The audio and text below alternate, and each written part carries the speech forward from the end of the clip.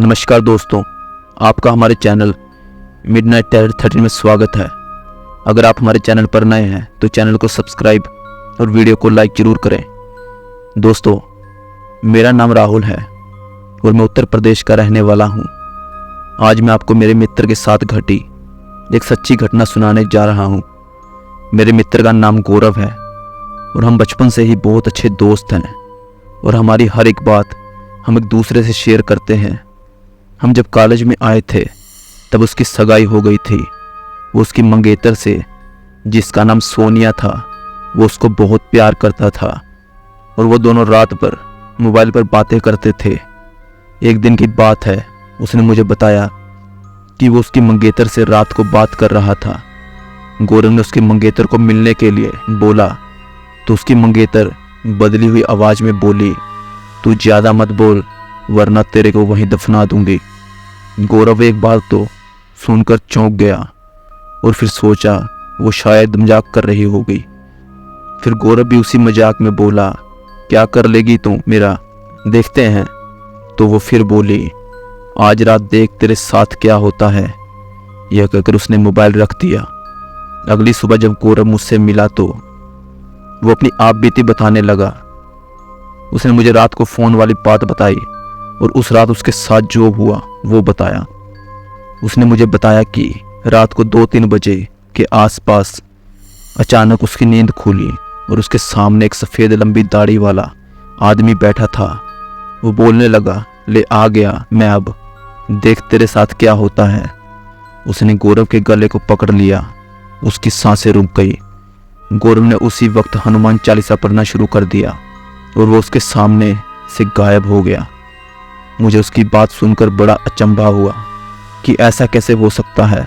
उसके अगले दिन गौरव ने फिर अपनी मंगेतर से मोबाइल पर बात की और बोला, कल रात तुम मुझे क्या अनाप शनाप बोल रही थी। उसकी मंगेतर ने कहा, ऐसा कैसे हो सकता है जबकि कल तो मैंने फ़ोन भी नहीं किया तुम्हें। यह सुनकर गौरव के रोंगटे खड़े हो गए और उसने तुरंत फ़ोन काट दिया। उसी वक्त गौरव ने मुझे फ़ोन किया कि उसकी मंगेतर की तबीयत खराब है और कल उसके घर पर चलना है। अगले दिन हम दोनों तैयार होकर गौरव की मंगेतर के घर गए। वहां हमने दरवाज़ा खटखटाया तो उसकी मंगेतर सामने खड़ी थी और बदली हुई आदमी की आवाज़ में बोली, तू फिर आ गया ना, तूने अगर अंदर कदम रखा तो यहीं तेरा जनाजा निकाल दूंगा। गौरव बोला कि ये क्या बोल रही हो तुम।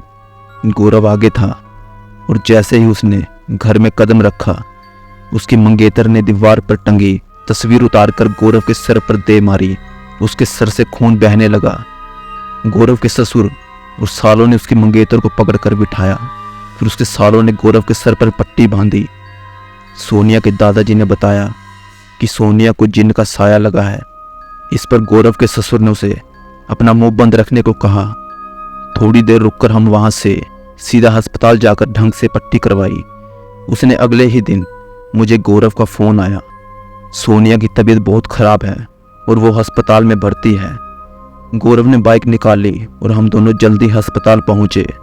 वहाँ पर पहुँचते ही हमने डॉक्टर से पूछा कि सोनिया की हालत कैसी है।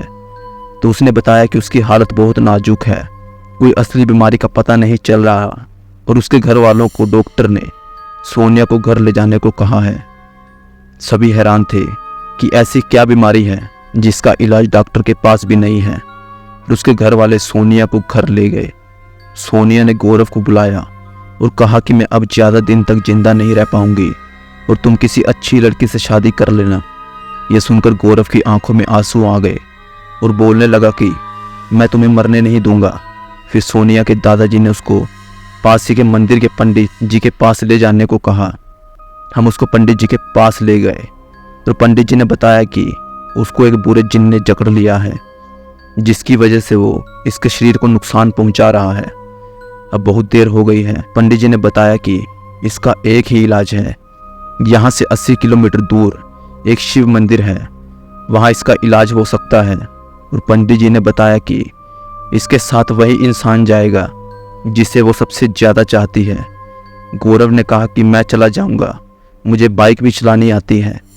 रात के 3 बजे गौरव और सोनिया दोनों बाइक पर निकल पड़े, लेकिन आधे घंटे बाद किसी का फ़ोन आया कि गौरव और सोनिया दोनों का एक्सीडेंट हो गया है। यह सुनकर मेरा रो रो कर बुरा हाल हो गया।